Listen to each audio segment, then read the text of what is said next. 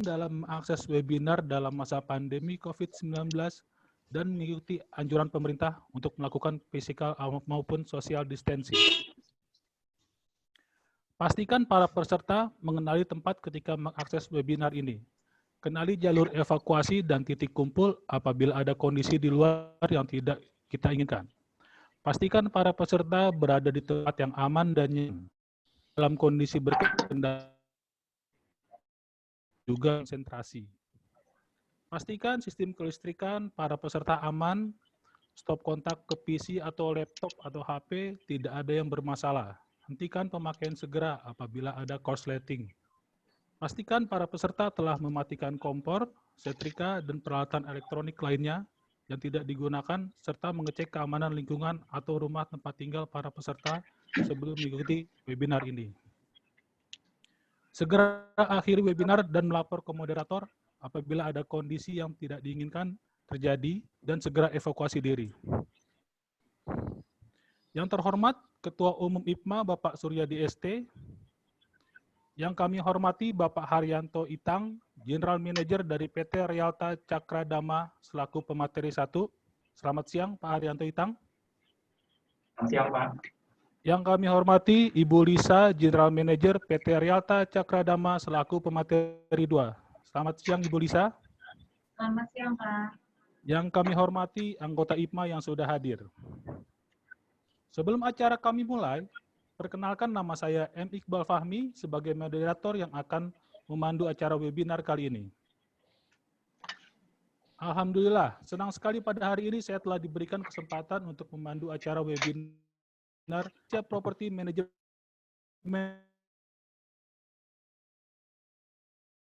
yang ke-12 semenjak terbentuknya IPMA, yaitu pada tanggal 20 Februari 2020.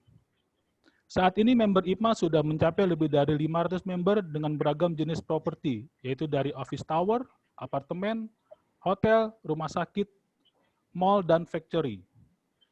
Member yang sudah bergabung dari divisi engineering, housekeeping, security, safety, tenant relation, legal, mulai dari level staff sampai top management. Bapak dan Ibu yang saya hormati, mungkin di sini banyak yang belum tahu apa itu Indonesia Property Management Association atau IPMA. Untuk mengetahui apa itu IPMA, Bapak dan Ibu dapat masuk menjadi member IPMA melalui website resmi IPMA, yaitu ipma-building.org. Baik, seperti acara webinar sebelumnya, sebelum acara kita mulai, saya ingin menyampaikan tata tertib selama acara webinar berlangsung.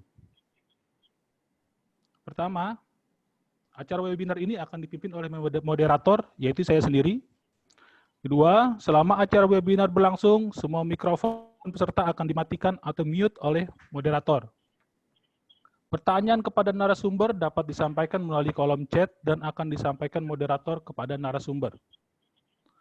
4, peserta yang ingin memberikan atau fitur menyatakan chat dan bila memberikan kesempatan kemut akan dinyalakan oleh moderator untuk dapat memberikan masukan atau feedback. 5, untuk efisiensi dan efektivitas tidak ada diskusi lanjutan antara penanya atau pemberi masukan dengan narasumber. Untuk itu penanya atau pemberi masukan menyampaikan dengan jelas, padat, dan singkat. 6, untuk materi nanti akan dipublish di website resmi IPMA dan untuk info akan IPMA. Selanjutnya, kita bersama-sama akan mendengarkan sambutan dan pembukaan dari Ketua Umum IPMA, Bapak Suryadi ST. Kepada beliau kami persilahkan. Pak Suryadi. Assalamualaikum warahmatullahi wabarakatuh. Waalaikumsalam Salam sejahtera buat kita semua. Terima kasih Pak Moderator Bapak Iqbal dan yang saya hormati Bapak Itang sebagai General Manager PT Realta Cakradharma dan Ibu Lisa juga sebagai GM PT Realta Cakradharma. Selamat siang Ibu dan Bapak. Selamat siang Pak Suryadi. Dan rekan-rekan semua peserta webinar pada siang hari ini. Alhamdulillah webinar ini IPMA telah mengadakan 13 kali webinar, bahkan pernah berturut-turut 3 hari berturut-turut kita adakan di internal dan juga dengan pihak Pemprov DKI Jakarta. Saya juga ucapkan terima kasih atas kesediaan waktu dan teman-teman di sini. Jadi ini adalah webinar IPMA dengan menggandeng salah satu pihak ketiga, yaitu pihak Realta Cakra Dharma. Baru kali ini kita dengan pihak ketiga ya. Jadi ini adalah momen yang paling bagus di mana kita bicara tentang safe dan secure building management operation. Tentunya tadi sudah dijelaskan oleh pihak moderator bahwa IPMA ini adalah organisasi non-profit yang dimana semua kami adalah pengelola gedung. Ya, jadi pengelola gedung aktif, Ibu.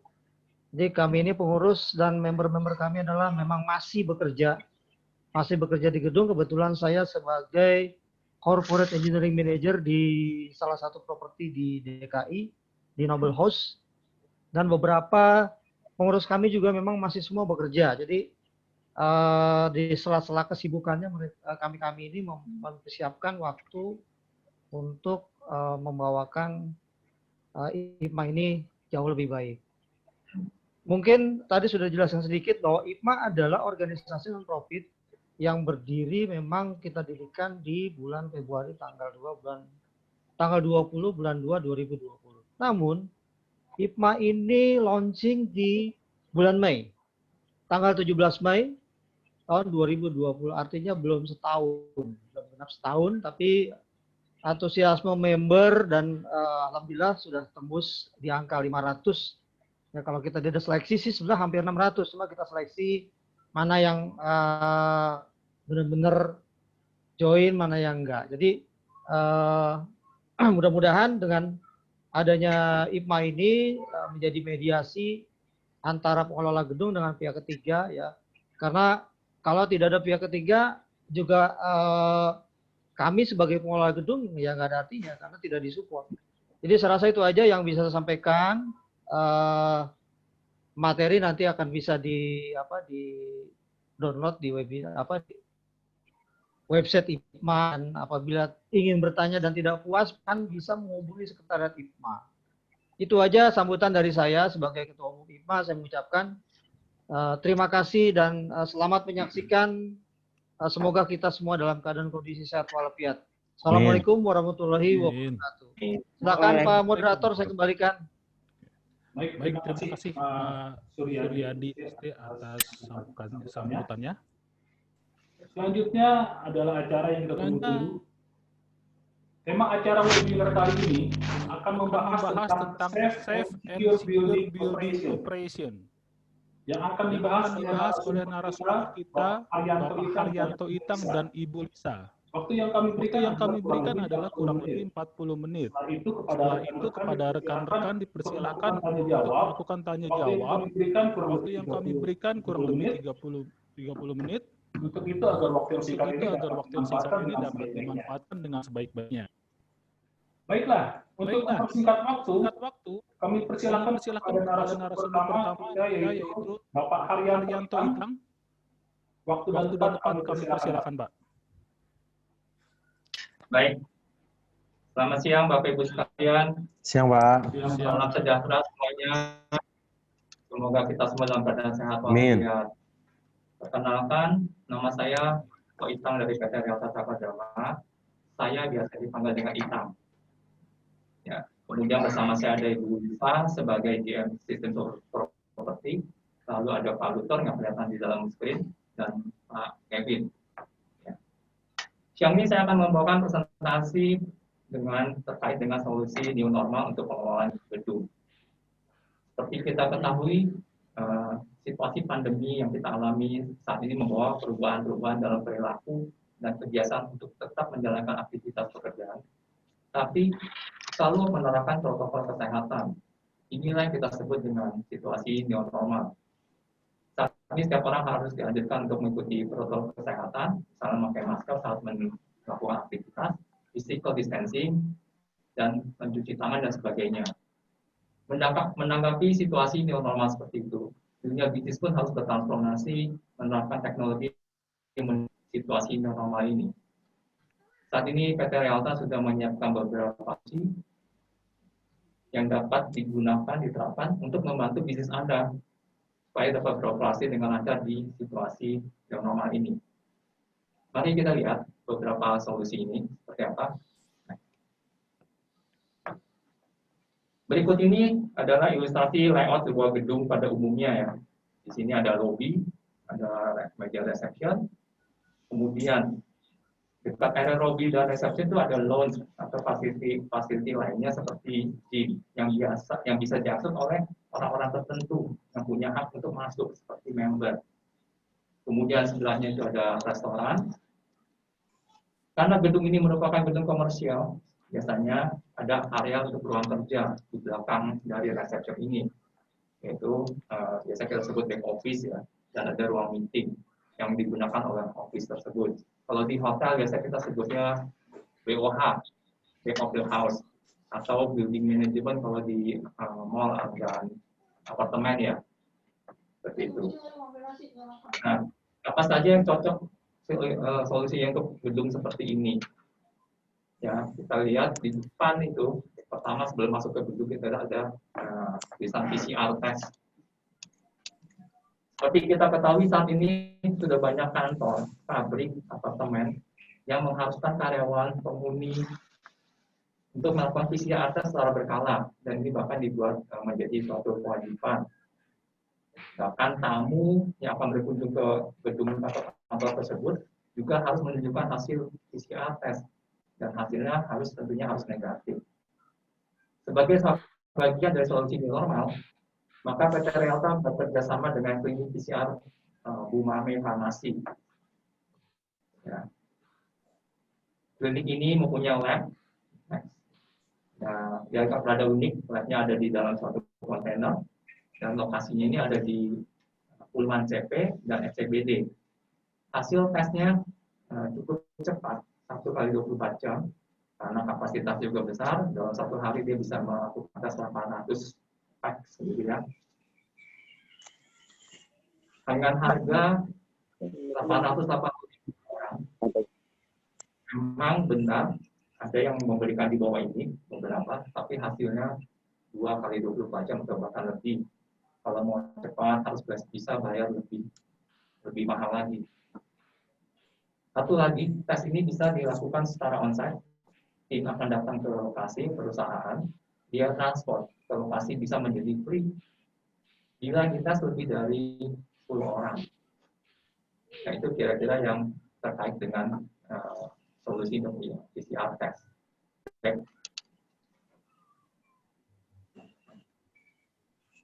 Lalu kita masuk solusi berikutnya. Pada saat kita masuk ke gedung, biasanya saat ini sudah ada teknologi namanya thermal scan, thermal detector, untuk memastikan bahwa suhu tubuh itu normal.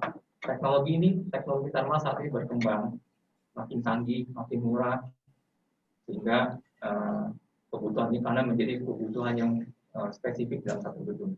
Dan thermal detector ini dibutuhkan oleh semua gedung untuk memastikan suhu orang yang ada di dalam gedung itu dalam keadaan normal.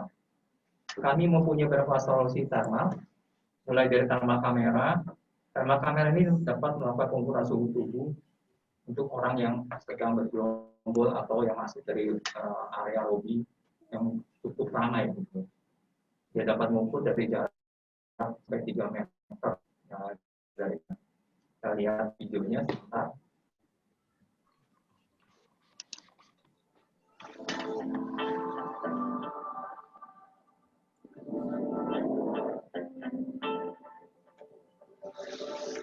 Pak, suaranya di video.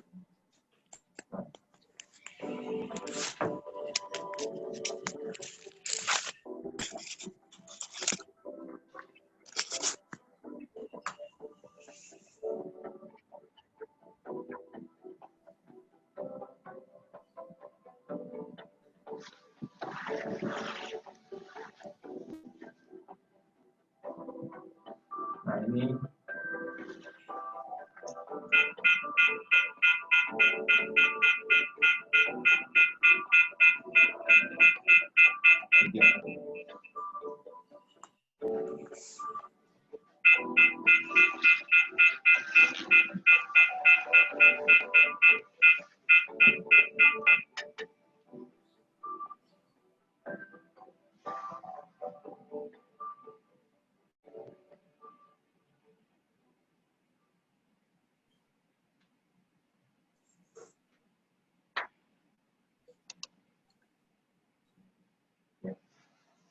Ya, tadi kelihatan thermal kamera itu hanya mendetek dari tubuh beberapa orang, begitu ada yang normal, dia akan memberikan alert. Solusi kedua itu adalah photo gate. Photo gate itu adalah thermal gate yang besar, yang berikut dengan metal detektor ya. Di sini ada dua fungsi, yaitu sebagai thermal detektor dan juga sebagai infrared temperature sensor. Lalu yang ketiga itu adalah wrist temperature measurement. Dengan hanya mendekatkan pergelangan tangan ke alat ini, maka termometer akan mengukur suhu orang tersebut. Alat ini sebenarnya bisa menggantikan thermal gun, yang dimana untuk mengoperasikan thermal gun diperlukan orang. Yang dimana saat ini kita sudah harus menjaga social distancing, sehingga kalau dengan thermal gun sudah tidak masuk kepada protokol kesehatan lagi saat ini. Oke. Baik.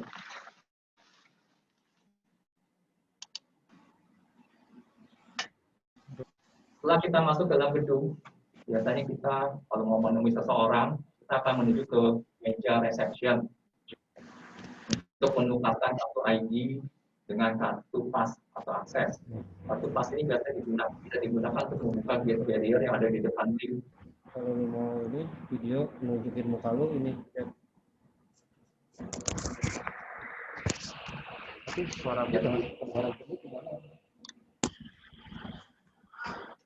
Lalu setelah selesai melakukan aktivitas, pada saat pulang, mereka juga menggunakan kartu pas untuk membuka gate barrier dari arah sebaliknya. Kemudian harus menukarkan kartu pas dengan kartu ID di reception. Ini adalah proses yang saat ini terjadi di banyak gedung. Kalau dilihat apakah ini sesuai dengan protokol new normal, tentunya ada proses antri kartu. Berarti ini sudah nggak pas lagi sebagai mengikuti protokol new normal. Yang kedua, pertukaran ID. Pada saat tukar ID itu terjadi kontak. Ya. Nah, kita punya satu solusi yang kita lihat bahwa ini menjadi penting, yaitu visitor management system.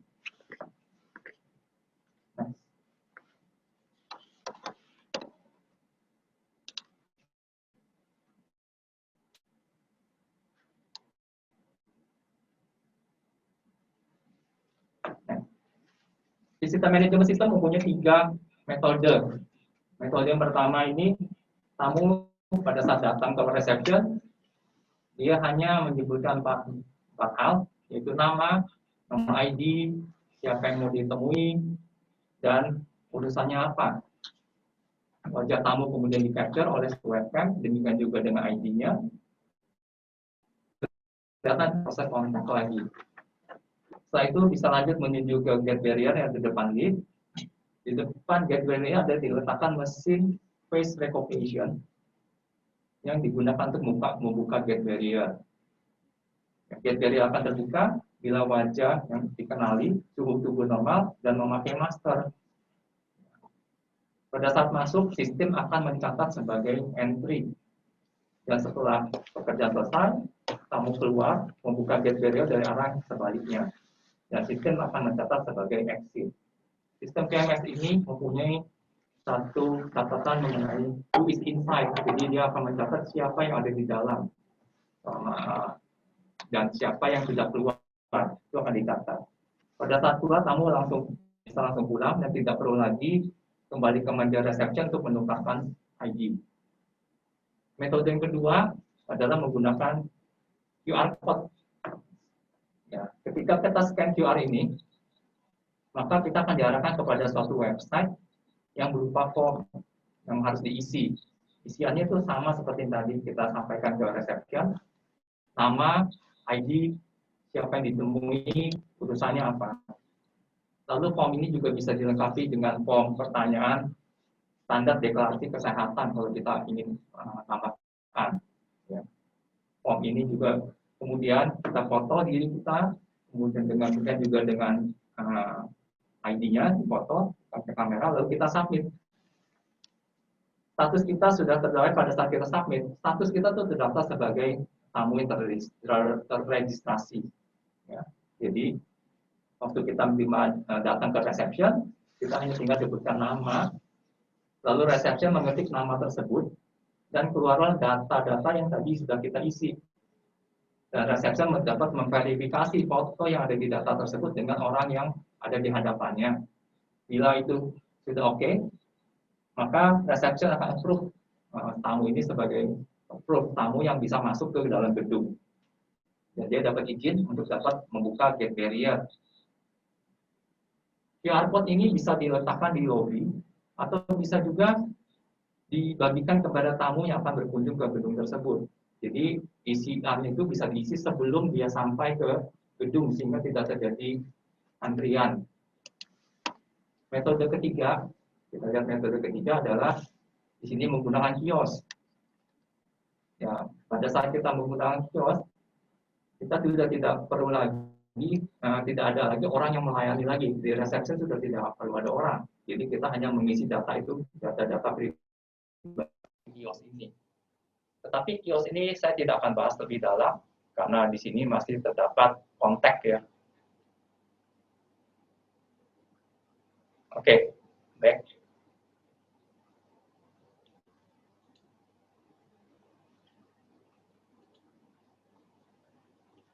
Suara saya kedengaran ya, Pak?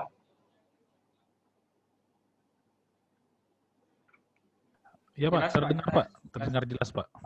Baik. Kita lanjut ya, Pak. Oke, baik, Pak. Dilanjut, Pak. Silakan.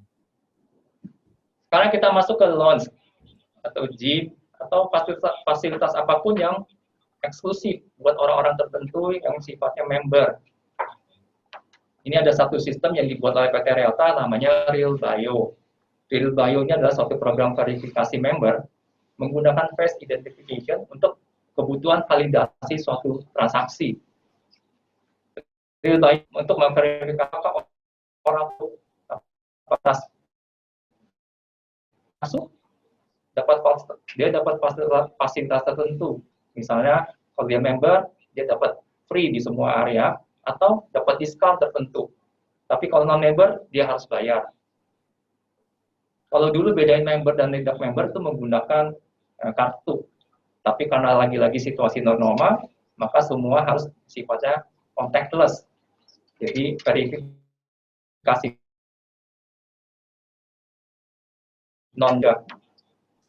Program ini sudah kami implementasikan di Pondok Indah Golf ya, untuk kebutuhan member golf. Member yang mempunyai fasilitas, member kalau main harganya khusus, kalau dia makan di resto juga dapat harga khusus, atau dia belanja di pro shop, dia juga dapat harga khusus. Pada saat pemain datang, tentunya dia akan ditanya oleh si reception, apakah Anda member atau bukan. Pada saat dia mau jawab member, maka reception ini suatu webcam yang ada di depan meja reception. Pada saat di scan, bahwa baru ketahuan, oh ini member, nomor ID-nya berapa, semua data-data yang terkait dengan si member akan keluar pada saat itu. Ya. Dan informasi membership-nya juga akan keluar. Oke, baik. Lalu kita maju lagi ke sebelah ini, ada resto. Untuk tamu yang makan ke resto, biasanya kalau tamu yang mau makan, diberikan buku menu untuk memilih menu makanan dan minuman. Kemudian ada waitress yang akan mencatat pesanan. Dan kemudian waitress tersebut akan memasukkan order ke mesin POS-nya supaya bisa diproses di dapur. Setelah selesai dari dapur, dia akan mengantarkan ke meja si tamu kembali. Meja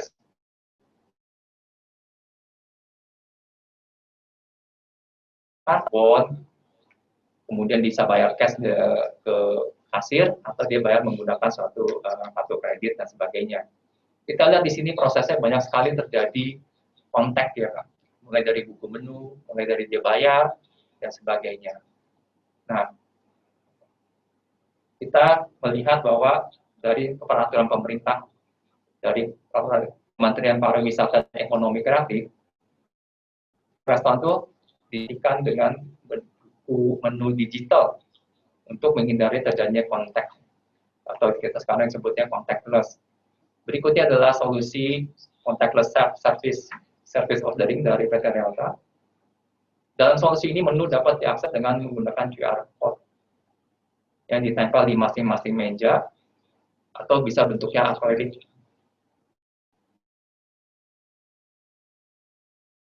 Bisa dan order. Umumnya sekarang restoran pada saat ini menunya itu hanya bersifat menu yang tidak dapat kita lakukan order, nanti kita tetap butuh waiters untuk mencatat apa yang kita order. Nah, dengan sistem saya ini, sistem PT Realta saat ini, tamu bisa lakukan order melalui device-nya masing-masing. Dan dia juga bisa, setelah di order, dia juga bayar atau virtual payment lainnya. Pada saat dia bayar, order itu akan langsung masuk ke kitchen untuk diproses. Setelah selesai proses, waiters atau pelayan tuh langsung tahu bahwa pesan ini datang dari meja nomor 1 atau meja nomor 2. Dan dia bisa langsung mengantar makanan tersebut ke meja yang bersangkutan. Kenapa bisa begitu? Karena QR code yang ditempel di meja itu mempunyai suatu number yang unik yang mewakili meja yang bersangkutan. Sehingga dengan jelas pesanan itu datang dari meja berapapun juga bisa tahu. Nah, kalau dilihat prosesnya menjadi streamline ya Pak. Jadi mulai dari dia pesan, order, bayar, sampai dia selesai makan, itu menjadi streamline proses. Dan yang lebih penting lagi adalah contactless. Tidak ada pegang buku menu, tidak ada interaksi dengan waiters, cashless, higienis, dan aman. Pemakaian ini bisa digunakan ordering system ini untuk restoran, hotel, food court. Kalau di hotel biasanya kita bisa pakai untuk room dine-in dan sebagainya. Bisa juga untuk delivery order. Ya, jadi bisa juga untuk delivery order. Jadi kita tidak order ke Grab lagi, tapi bisa langsung order ke restoran yang bersangkutan dengan menggunakan sistem ini.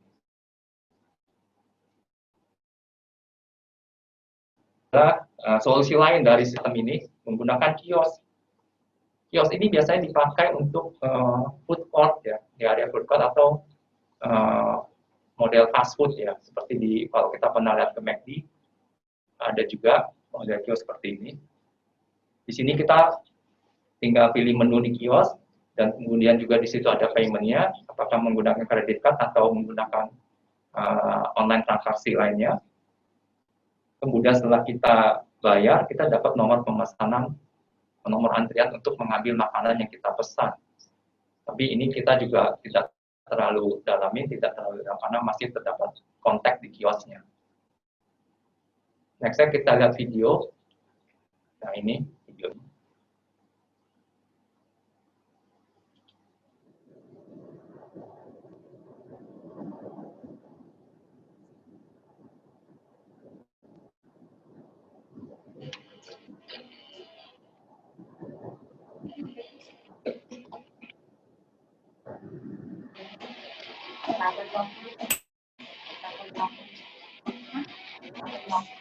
Seperti ini.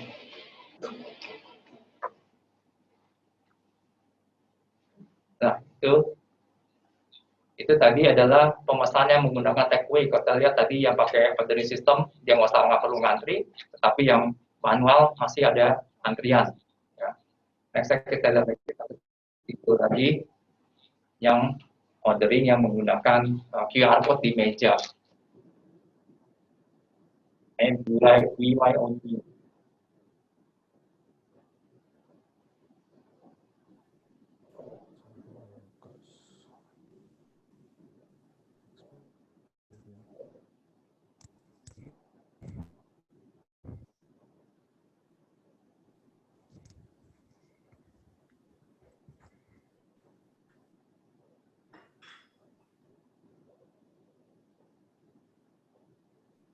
Scan QR to begin order.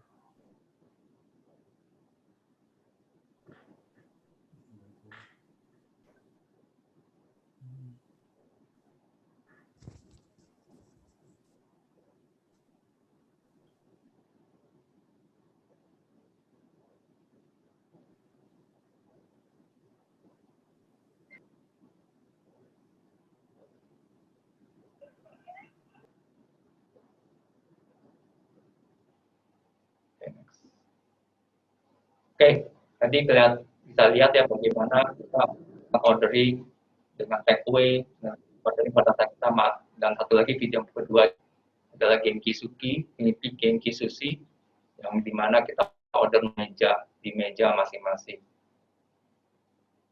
Sistem ini juga mempunyai dashboard.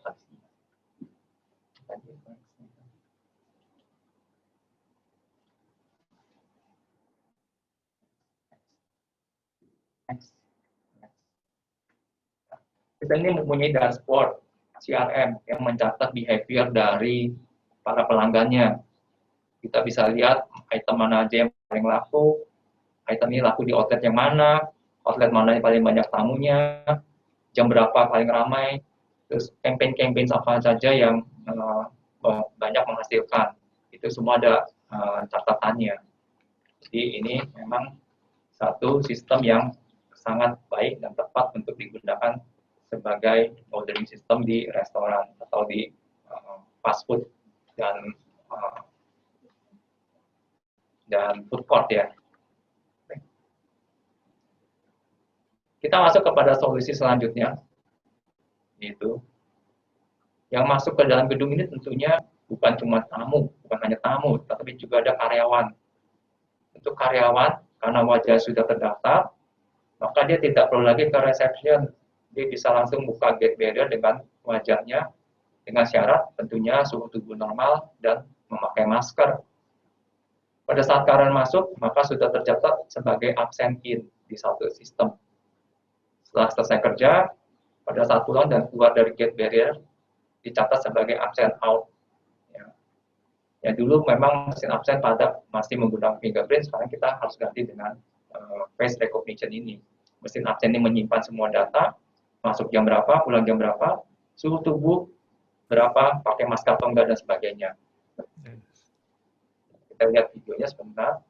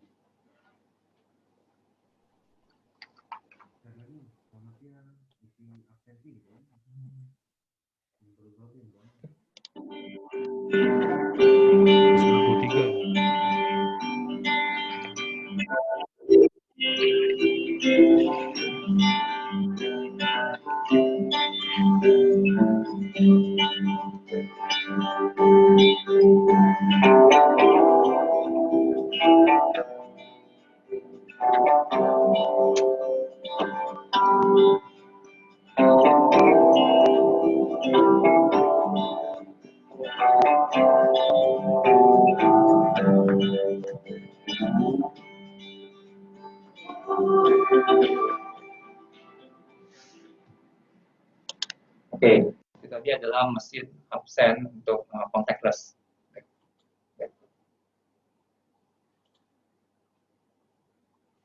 Nah, berikutnya adalah mengenai thermal BI. Data-data dalam mesin absen ini, mesin thermal ini tidak didiamkan begitu saja, tapi kami olah dan kembangkan supaya bisa diproses dan dikonek dengan sistem lain seperti sistem HR atau BI dashboard. Ya, ini tampilan BI dashboard seperti ini. Kami sudah pikirkan koneksinya, jadi mesin ini bukan hanya capture data, temperatur, dan data diam di mesin, tapi data itu bisa diolah dan data bisa dilihat, yang masuk apakah tamu atau karyawan. Kalau karyawan yang masuk, suhunya terukur, dan bisa kelihatan dalam periode waktu tertentu selama beberapa hari, suhunya cenderung naik atau normal. Ini kami buatkan BI, nanti Pak Kevin akan sharing sedikit mengenai hasil-hasil BI, hasil pengukurannya. Bila pemasangannya tidak hanya di satu lokasi, misalnya owner punya 10 lokasi, semua data bisa dikumpulkan dan bisa dianalisa dan bisa dijadikan insight. Gedung-gedung mana aja yang kondisinya bagus, gedung mana aja yang banyak visitornya, gedung mana aja yang karyawannya bermasalah dengan temperatur. Ini menjadi sangat penting sekarang, karena banyak gedung-gedung saat ini terpaksa harus tutup kalau ada 1 atau 2 orang yang kena COVID.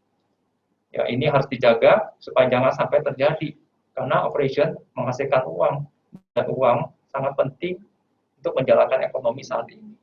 Ya, ini yang diharapkan owner adalah bisnisnya buka dan jangan sampai terjadi tutup. Baik. Solusi berikutnya adalah mengenai facility management system. Ada beberapa kantor saat ini membatasi jumlah karyawan yang masuk ke dalam kantor tersebut karena harus mematuhi aturan PSBB. Ruang kerja yang tadi bisa untuk 10 orang, sekarang hanya bisa diisi separuhnya karena mejanya nggak boleh dempet-dempet, harus ada social distancing. Jadi karyawan yang ingin masuk kerja di luar jadwalnya, mungkin karena dia ada urusan mendadak atau urgent, dia harus kasih tahu, informasikan ke atasannya, dan dia harus booking ruang kerja. Bila atasannya setuju, baru dia boleh masuk. Untuk itu perlu adanya facility management system yang mengatur meeting room dan ruang kerja. Jadi kalau karyawan mau datang ke kantor, dia booking dulu meja kerjanya, dapat tip approval dulu dari atasannya. Kalau atasan setuju, baru dia punya akses untuk masuk. Demikian juga kalau dia mau pakai ruang meeting atau mau mengundang tamu dari luar, harus booking dulu melalui sistem. Kalau atasan setuju, dia akan dapat akses untuk menggunakan meeting room untuk hari apa dan jam berapa dan seterusnya. Oke, ini adalah facility management system. Oke.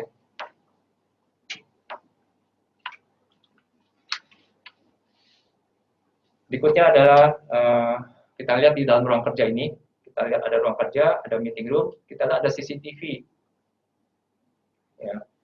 CCTV ini adalah CCTV existing yang sudah ada sebelumnya sebenarnya. Di new normal atau next normal ada yang harus dijaga, yaitu physical distancing. Orang tidak boleh saling berdekatan. Kalau dijaga sama orang, sudah nggak cukup orang yang menjagainya. Sehingga harus dijaga dengan alat. Kalau dijaga sama alat, alatnya harus mempunyai kemampuan artificial intelligence untuk melihat hal-hal yang harusnya tidak boleh terjadi, jangan sampai terjadi. Kalau ada alertnya, kerjanya AI.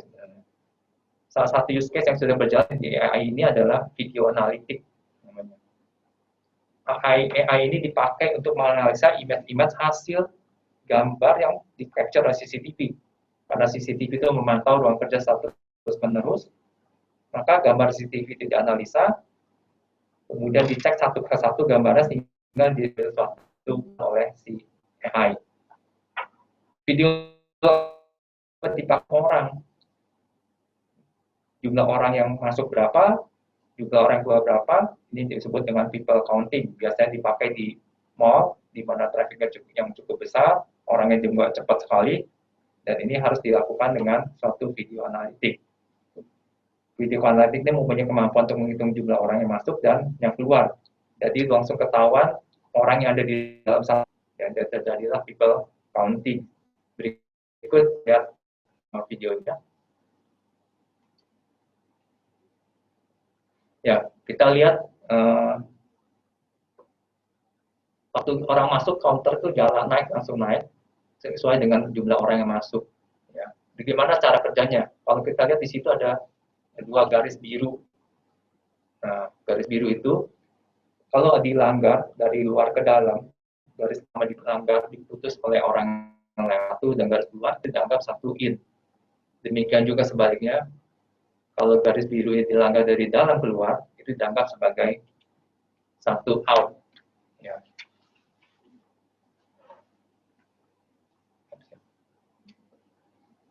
Oke. Demikian ini solusi yang saya sampaikan saat ini, beberapa solusi ini normal. Selanjutnya, saya teruskan ke pembicara kedua, Bu Lisa, untuk menyampaikan mengenai building, next building, security dan safety. Silakan Bu Lisa. Ya, terima kasih Pak Itang. Tadi kita sama-sama sudah mendengarkan ya dari pemaparan dari Pak Itang beberapa solusi. Saya lanjutkan, kalau tadi saya sebutnya yang Pak Itang punya solusi itu lebih ke pengelolaan properti, bagaimana kita dengan kondisi new normal berikutnya, gitu ya. Jadi kita harus melengkapi lah perlengkapan di properti kita dengan fasilitas-fasilitas yang tadi sempat dibahas oleh Pak Itang. Nah, pada kesempatan selanjutnya saya akan men-sharingkan atau menginformasikan bisa terapkan lagi di pengelolaan properti. Jadi kalau tadi kan lebih ke di area pengelolaan gedungnya, kalau ini lebih ke administrasi dan operasionalnya. Ya, jadi kalau di administrasi dan operasional, tentu saja pengelola properti harus melengkapi dengan suatu sistem yang bisa membantu pengelola properti itu dengan namanya menjadi baik lagi dalam hal ini. Jadi di sini kalau dilihat dari presentasi, kita lihat di sini ada beberapa area yang sebenarnya bisa kita improve, di mana sebelumnya mungkin kita lakukan ya, atau kita kelola dengan cara manual, kita kelola dengan cara komputerisasi. Saat ini kalau di dunia IT kita sudah bergerak menuju ke yang namanya digital transformation. Jadi hal-hal apa saja sih yang dulu mungkin dikerjakan lewat komputer, tapi di-enhance ke eranya digital itu seperti apa? Jadi ada area customer service, kemudian juga ada area billing system, kemudian bagaimana nanti tenant kita di gedung gitu ya, itu melakukan pembayaran kepada pengelola, itu caranya itu bisa seperti apa. Kemudian tentu saja di area operasional, khususnya di timnya engineering atau di timnya housekeeping gitu ya. Nah itu bagaimana kita bisa buatkan suatu proses sehingga sistemnya ini kita bisa menuju ke lebih digital. Ya. Oke, next berikutnya, ini saya akan bahas atau saya akan ceritakan mengenai konsep yang pertama, yaitu biasanya pengelola gedung itu punya tenant-tenant. Nah, tenant-tenantnya ini biasanya tuh butuh yang namanya penyampaian inquiry ya. Jadi penyampaian inquiry, misalnya mereka ada kebutuhan, kemudian juga mereka mungkin ada yang perlu dibantu gitu. Nah itu mereka bisa menyampaikan seluruh inquiry mereka itu melalui aplikasi yang mereka bisa download di mobile, sehingga penyampaian yang biasanya dilakukan secara manual ataupun melalui harus datang ke lokasi atau ke tempat tenant relation itu bisa dilakukan secara langsung oleh si para tenant-tenantnya tersebut.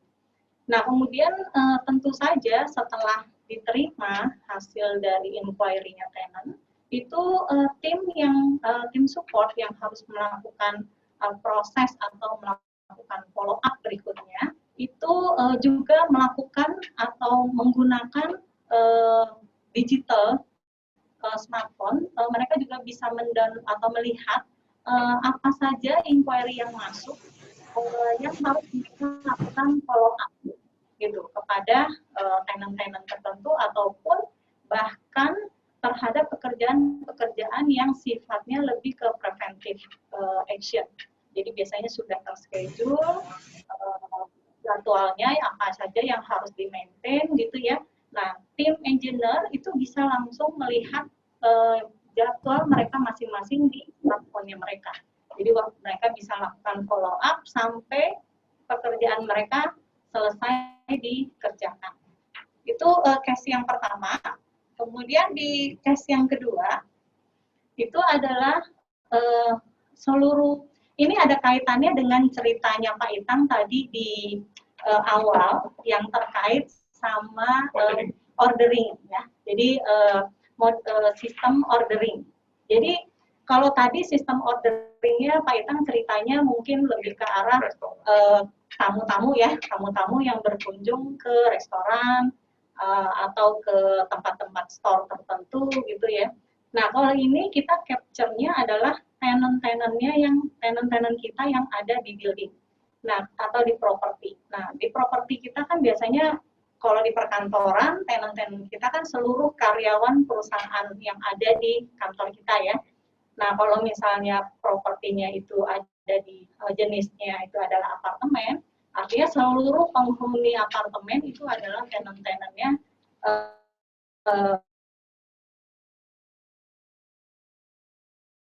sebenarnya membutuhkan suatu keperluan mereka yang biasanya mereka harus adakan setiap hari gitu.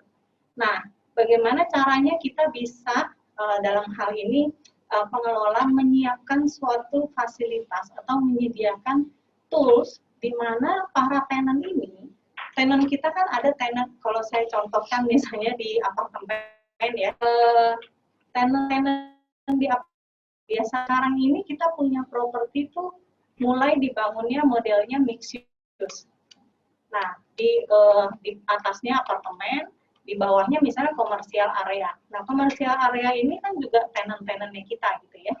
Nah, mereka tuh sebenarnya kita harus juga bantu atau kita pikirkan bagaimana supaya mereka bisnisnya secara komersial itu tuh bisa mendapatkan market dari tenant-tenant apartemen.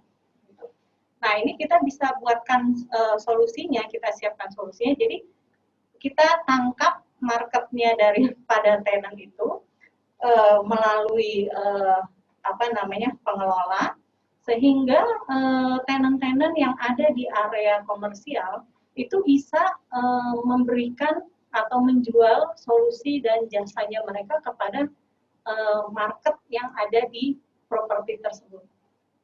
Nah, ini adalah satu solusi yang menurut kami ini bisa membantu ya. Jadi sekarang ini kan kalau mungkin Bapak atau Ibu misalnya tinggal di apartemen gitu contoh ya, mungkin di bawahnya ada mall gitu. Tapi males juga ya kalau mau beli burger satu harus turun gitu, harus berpakaian dengan rapi gitu ya. Jadi mungkin agak males gitu. Tapi kalau bisa lewat mobile apps gitu, lewat handphone gitu dia pesen, tapi bukan lewat ini ya, lewat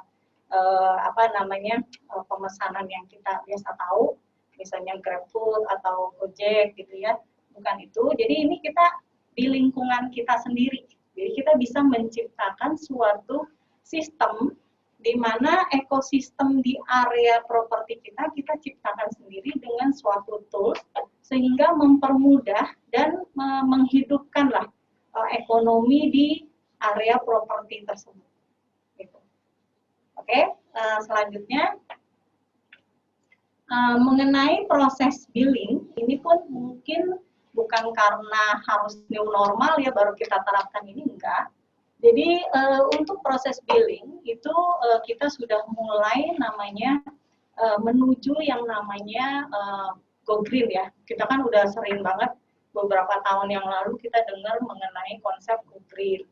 Kemudian juga udah pasti dampaknya ke paperless. Nah, bagaimana kita mengefisiensikan, apalagi ke depan itu kita udah mulai banyak dengar bahwa banyak sekali pekerjaan-pekerjaan yang sifatnya administratif itu akan mulai digantikan dengan AI atau dengan robot ya kita bilangnya ya. Nah, jadi kita udah bisa memilah-milah pekerjaan administratif yang bakalan kita ubah ke dalam bentuk otomatisasi. Nah, salah satunya sebenarnya proses billing kepada tenant-tenant itu kita bisa ubah ke bentuk yang namanya digital atau otomatisasi. Sehingga masalah human error, masalah keterlambatan, masalah misalnya lupa gitu ya, biasanya kalau human gitu lupa gitu. Nah, itu bisa dieliminasi atau dikurangi lah dengan kita berubah ke modeling caranya digital. Oke, kita lanjut berikutnya. Kemudian mengenai pembayaran. Nah, untuk mengenai pembayaran pun saat ini dengan konsep new normal sebenarnya pandemi sebenarnya kita juga udah mulai ramai-ramai pindah ya ke pembayaran yang bentuknya cashless. Nah, kita sekarang ini tentu saja juga udah mulai bergerak bukan hanya di sisi di retail menggunakan cashless, tapi di bisnis itu juga kita sudah mulai semuanya cashless ya. Nah, cashless dalam arti semuanya memang tidak fisik uang lagi. Bukan itu saja, tapi bagaimana seluruh transaksi mutasi kas atau bank yang berkaitan dengan para tenant, uang-uang masuk yang ke pengelola gedung, itu bisa tercatat dan teradministrasi secara otomatis. Nah, itu akan membuat suatu efisiensi di area administrasi tentunya. Yang kedua, kita bisa mendapatkan informasi dengan lebih cepat. Gitu. Nah, tentu saja dengan mengandalkan yang namanya teknologi. Oke, nah bahkan kalau misalnya sebagai contoh di presentasi ini saya cantumkan mengenai misalnya token transaction atau renewal parking gitu yang biasanya umum banget di request oleh para tenant di dalam satu properti. Ya, itu juga bisa kita buatkan suatu sistem supaya modelnya atau caranya bisa dibuat secara otomatis.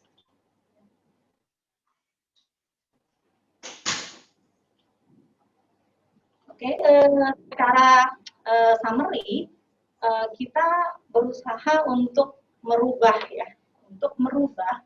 cara bekerja kita yang biasanya banyak saya sebutnya namanya manual proses, walaupun mungkin dikerjakannya menggunakan komputer ya. Jadi seluruh aktivitas kerja kita biasanya kita catat di dalam komputer, tapi itu dikategorikan sebenarnya masih dibilang manual proses. Jadi kita akan naik lagi ke satu level berikutnya, yaitu mulai mengandalkan digital sehingga tim kita itu tidak lagi harus melakukan entry data secara manual di dalam sistem yang kita gunakan.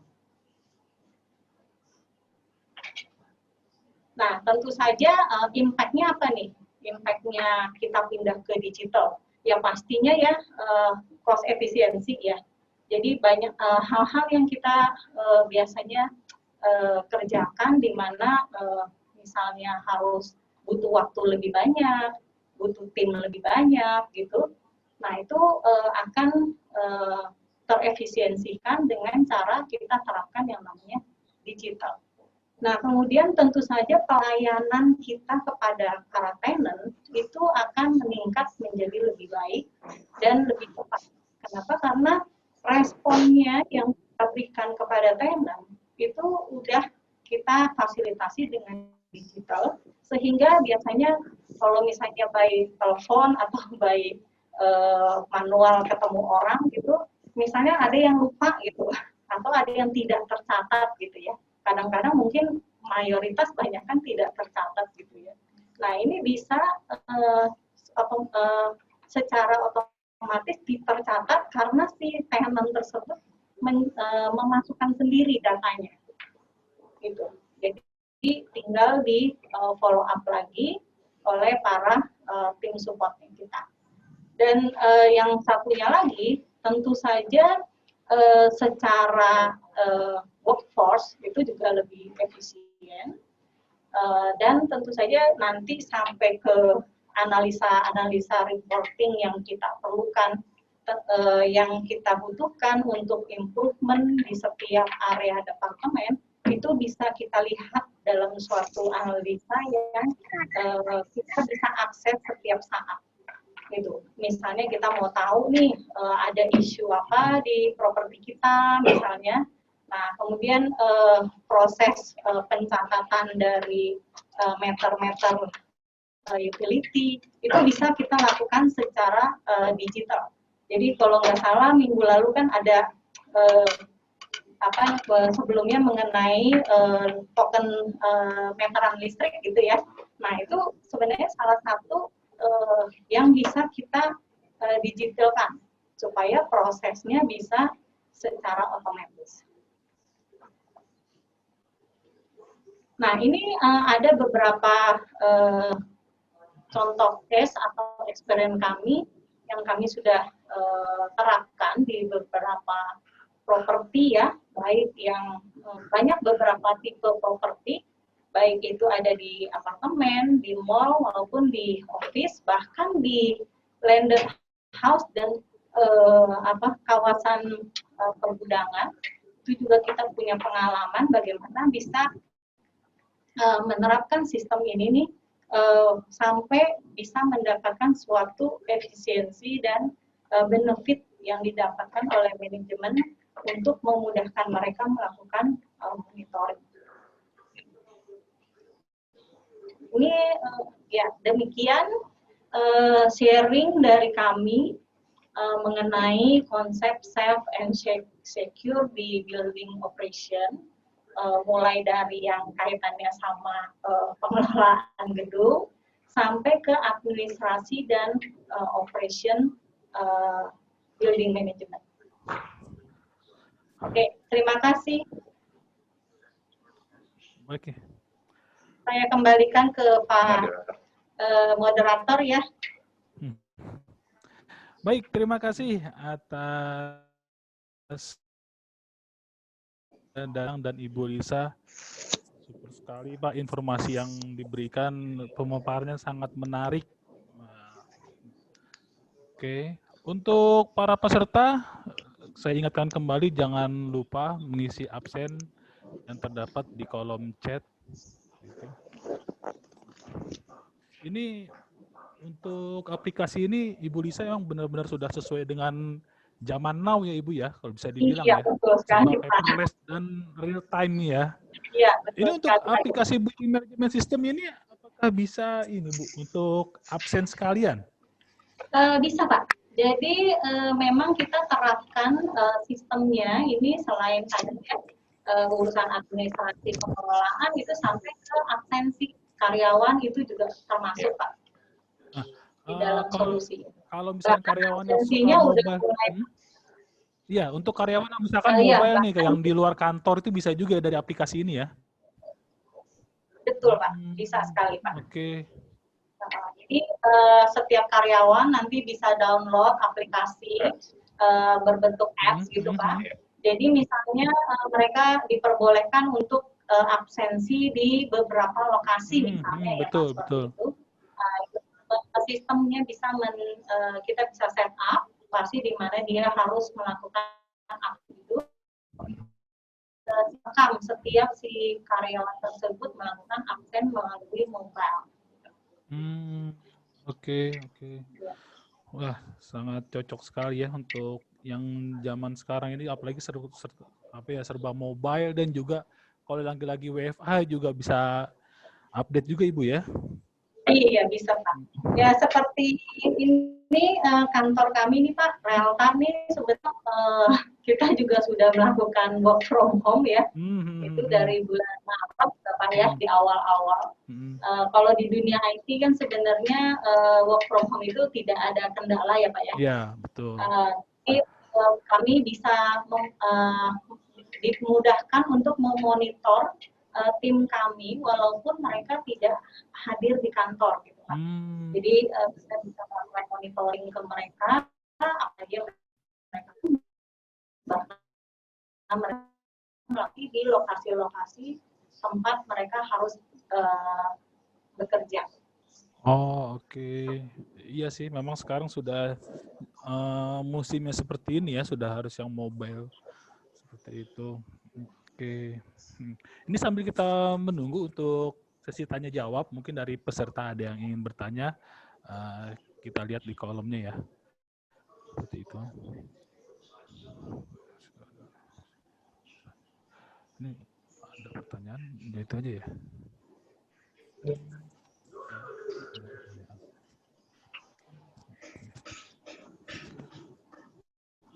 Oke. Ini ada pertanyaan nih Bu Lisa dari Pak Is. Beliau dari Graha BNI ya. Ingin bertanya, kalau di Departemen Engineering di aplikasi Mobile Building Management System-nya itu ya, itu ada yang lebih spesifik nggak Bu? Misalnya kegiatan service dan maintenance-nya. Mungkin form-form aplikasinya ya, karena kan untuk engineering sendiri kan spesifiknya banyak nih Bu.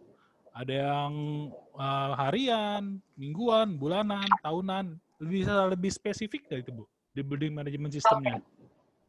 Baik, Pak.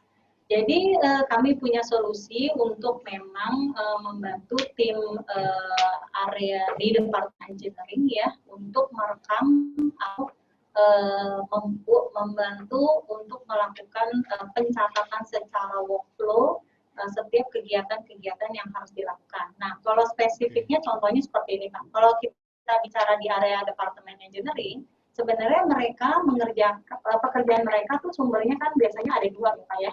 Satu dari internal karena mereka memang di-assign karena ada agenda yang terjadwal terkait dengan maintenance peralatan-peralatan yang ada di gedung ya Pak ya. Itu yang pertama yang di maintenance.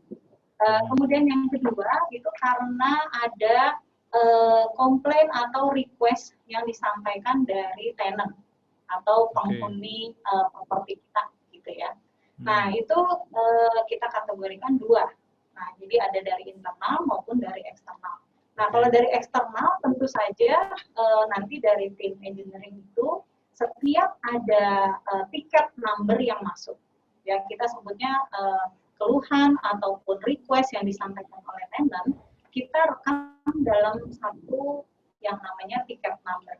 Mungkin kalau yang Bapak dan Ibu terapkan bikin yang namanya form work order gitu Pak ya. Oke, form work order gitu. Itu zaman dulunya work order Ibu. Nah ini kita ya catat dalam satu number, di mana tiket number ini nanti akan di follow up ke tim berikutnya. Jadi pada waktu mau lakukan assignment, apakah komplain atau keluhan atau request yang disampaikan ini itu akan dikerjakan oleh siapa. Nah, kemudian pada misalnya ke Bapak A gitu ya. Nah, Bapak A tersebut itu akan dapat notifikasi di handphone dia, Pak. Nah, dia akan dapat notifikasi bahwa ada assignment pekerjaan yang harus dia lakukan. Itu. Nah, kemudian nanti tinggal dilakukan follow up oleh si Bapak A tersebut. Nah, jadi waktu dia mau datang misalnya ke unitnya si tenant gitu, nah dia tinggal lakukan survei dan lakukan pekerjaan atau perbaikan. Nah, si Bapak ini akan bisa mengupdate hasil dari pekerjaannya melalui handphonenya dia, Pak.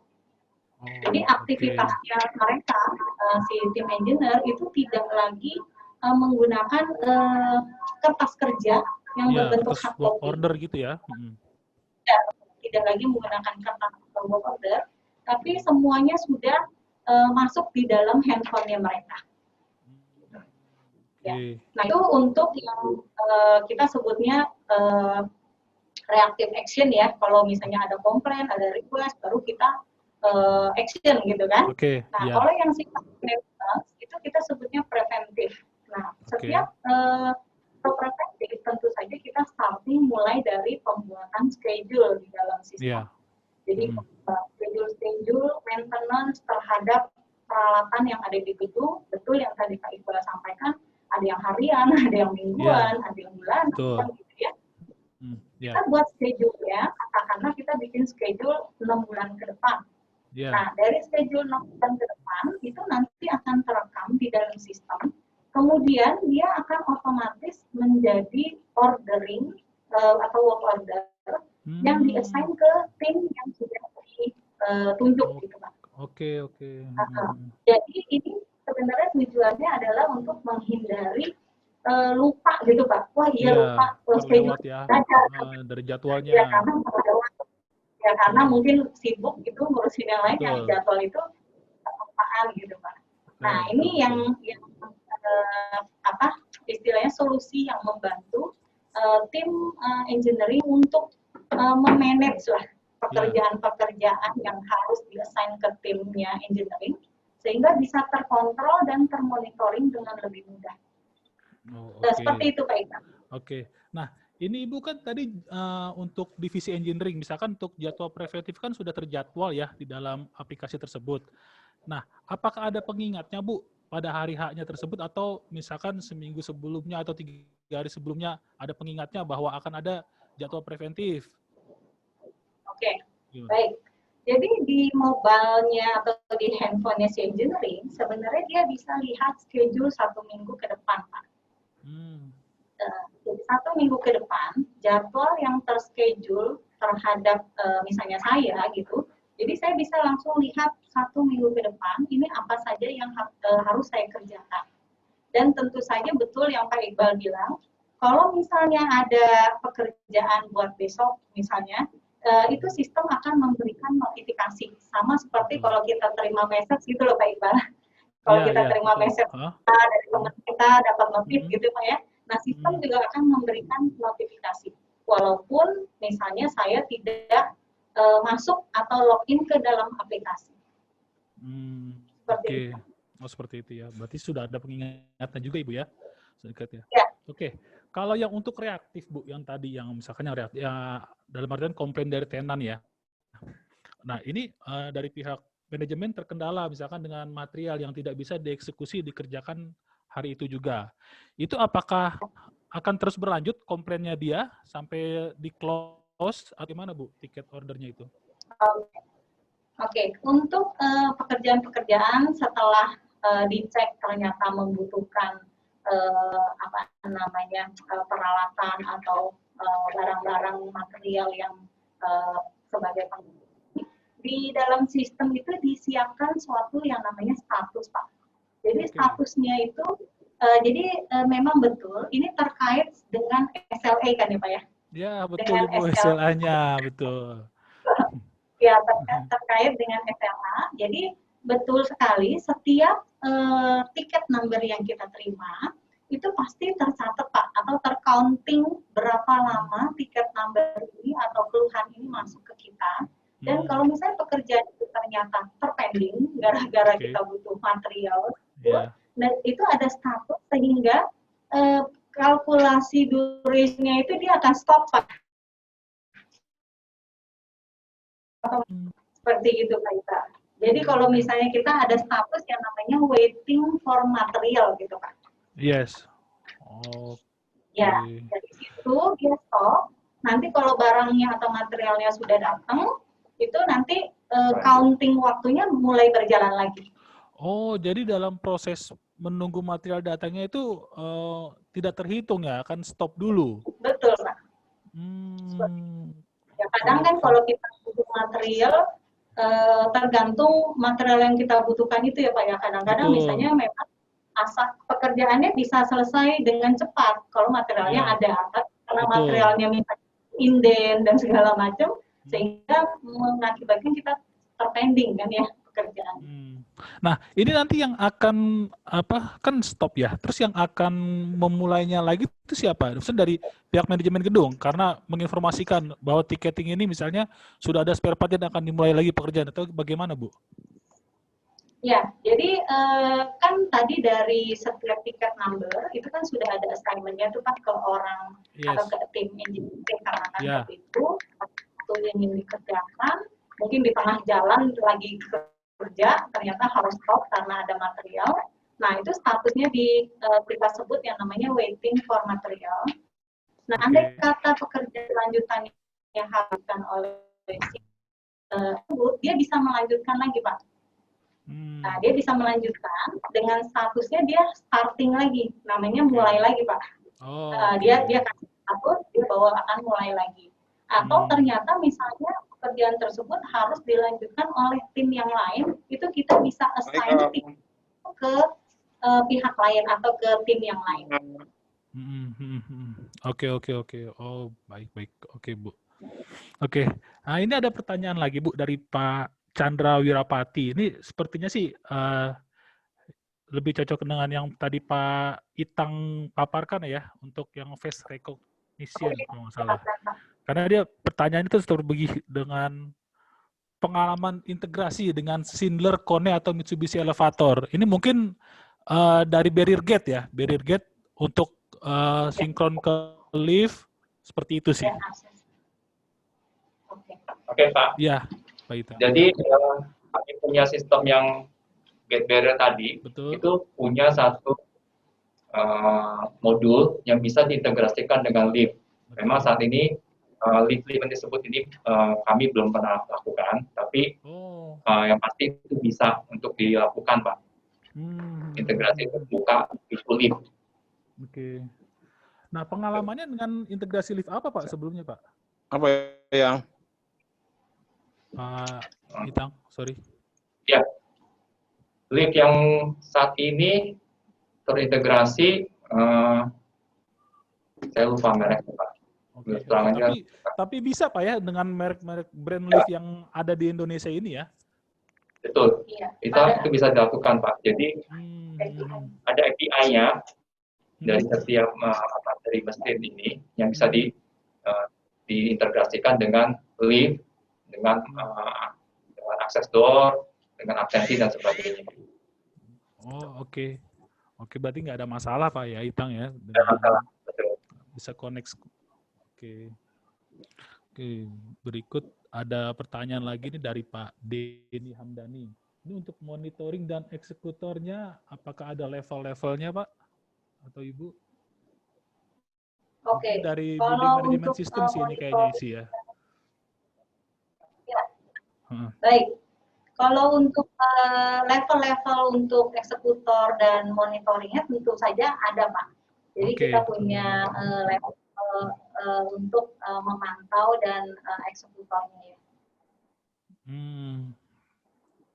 Ini biasanya levelnya itu untuk yang eksekutor dari supervisor, chief, BM atau bagaimana, Bu? Nanti kita sebenarnya di dalam sistem bisa dibuat pengaturannya sendiri untuk levelingnya, Pak. Jadi secara sistem tergantung kebutuhan user berarti ya? Ya, betul. Tergantung dari kebutuhan user, kebutuhan monitoring atau levelingnya itu mau sampai seperti sedetail apa gitu, itu nanti bisa di-set up. Oke. Oh, oke, seperti itu. Si Bu Lisa, ini pertanyaan lagi, Bu, dari Pak Seprial PT GTA. Beliau ingin bertanya untuk software atau aplikasi Realta yang building management system, apakah bisa terintegrasi dengan antara TRO, engineering, storekeeper, HRD, operation, antara divisi tersebut. Misalnya ada permintaan dari tenan untuk penggantian lampu, kita lihat stok di gudang dan harga biayanya perbaikannya akan ditagihkan ke tenan. Bisa nggak, Bu, seperti itu? Iya, bisa sekali, Pak. Oh, bisa sekali ya. Oke, berarti udah include lengkap semua, Bu, ya? Iya, Pak. Oh iya. Memang sudah super sekali berarti, Bu. Bagus, Bu. Oke. Jadi prosesnya memang terintegrasi, Pak, sampai ke proses. Jadi sifatnya tadi kita mengatakan bahwa itu ternyata butuh material. Nah, butuh material ini apakah ambil di gudang atau harus beli? Nah, kalau ambil di gudang nanti dia terintegrasi ke storekeeper, Pak.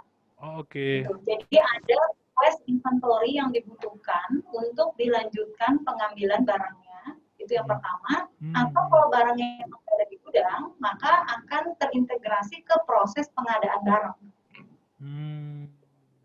Barang atau jasa ya, kadang-kadang bukan barang aja, tapi misalnya ada pekerjaan yang tentu saja mungkin tidak bisa dikerjakan di internal, tapi butuh tim eksternal misalnya, Pak.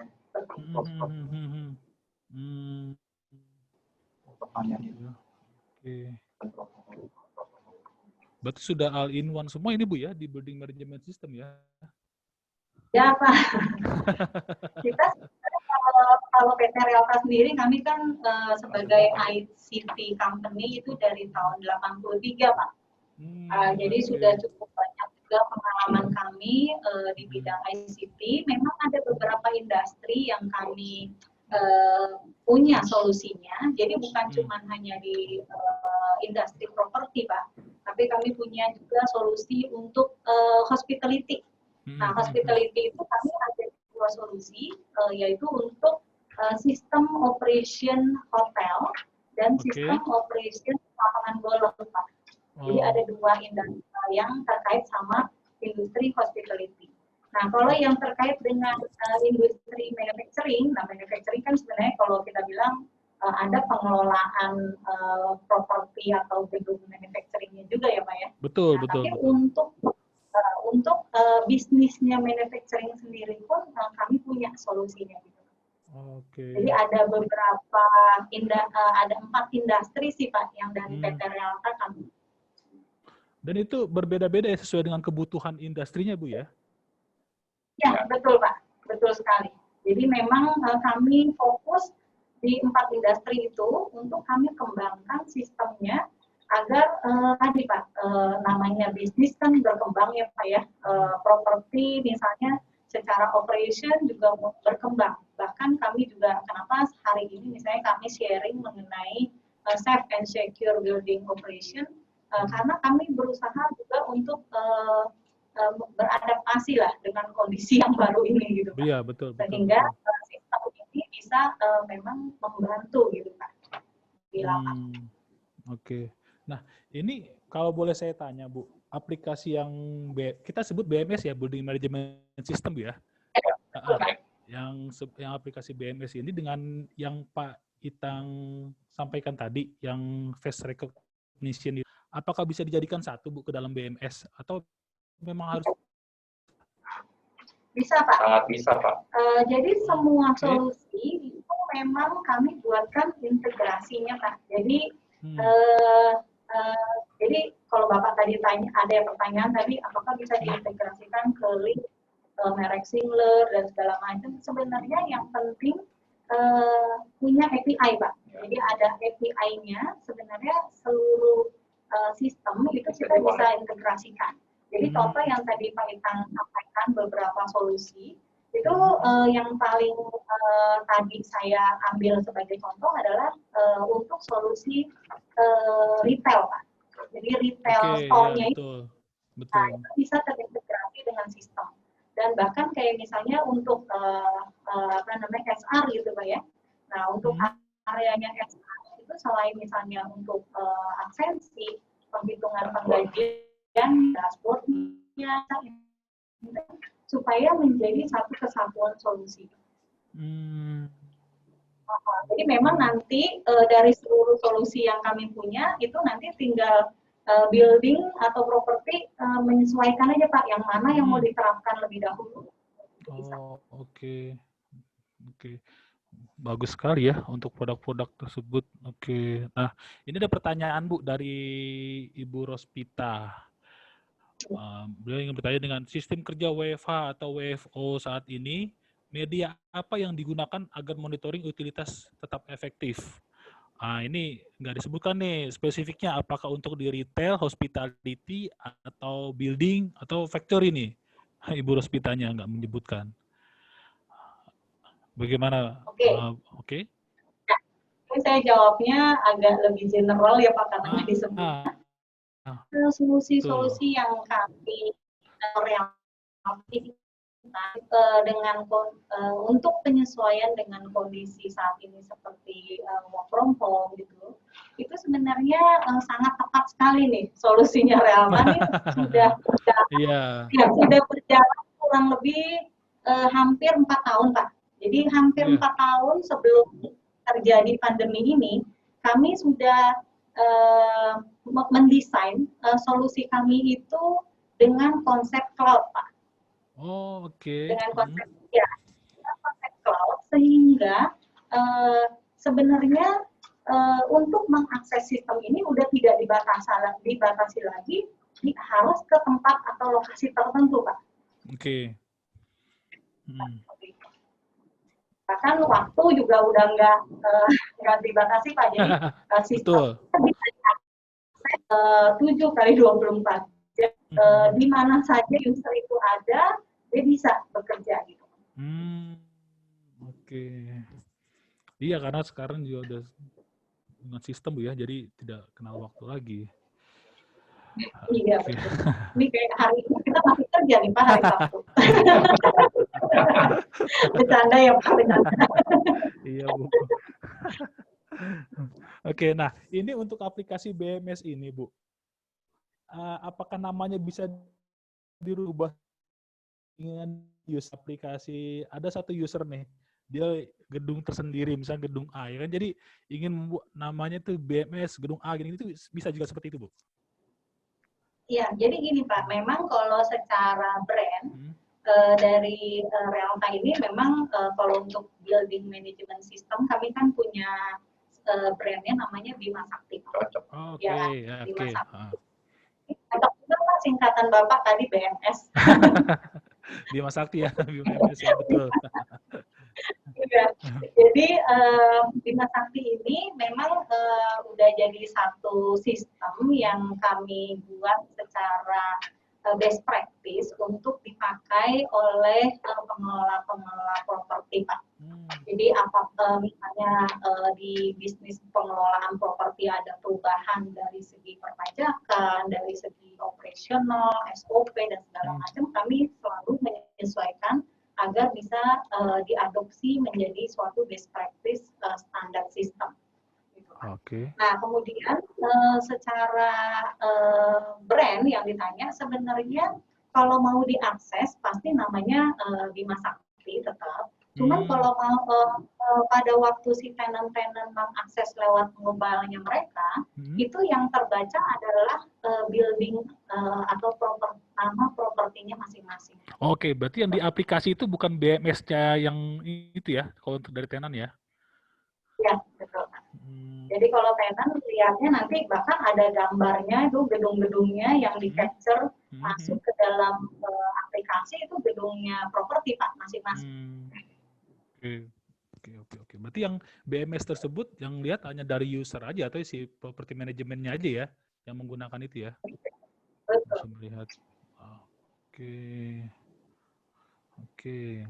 Nah, ini ada pertanyaan lagi dari Pak Didi Maryanto. Beliau interest dengan e-billing dan e-payment. Nah, ini nggak ada spesifiknya juga nih. Maksudnya interestnya seperti apa? Ya, e-billing dan e-payment ini. Apa-apa nanti tinggalin kontak, saya kontak gitu.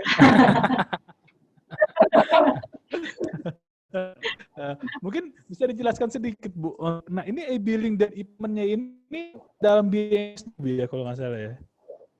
Iya, betul. Jadi konsepnya saat ini kan sebenarnya sudah cukup lama kan ya kita secara worldwide diminta untuk mulai memikirkan yang namanya go green gitu kan Bapak ya. Jadi perlahan-lahan sebenarnya sudah banyak sekali yang menerapkan yang namanya di beberapa bisnis. Yang paling umum kita ketahui itu di bisnis banking, Pak. Banking itu juga udah lama ya, mereka sudah lama dia. Bahkan istilahnya caranya mereka mengedukasi ya perlahan-lahan, jadi ada beberapa tahap caranya. Tentu saja memang benar sekali Pak, kalau kita memang mau mengadopsi atau mau menerapkan sesuatu yang baru, memang kita perlu suatu tahapan-tahapan supaya customer kita ini bisa ikut menyesuaikan gitu dengan apa yang mau kita terapkan. Ya, jadi kita perlu sosialisasi supaya bisa berjalan dengan sesuai dengan yang kita harapkan. Jadi e-billing ini kita konsep e-billing itu tentu saja proses e-billing satu secara proses bisa dengan cepat dan tanpa ada kendala. Nah, jadi di e-billing itu pertama adalah mengenai prosesnya, Pak.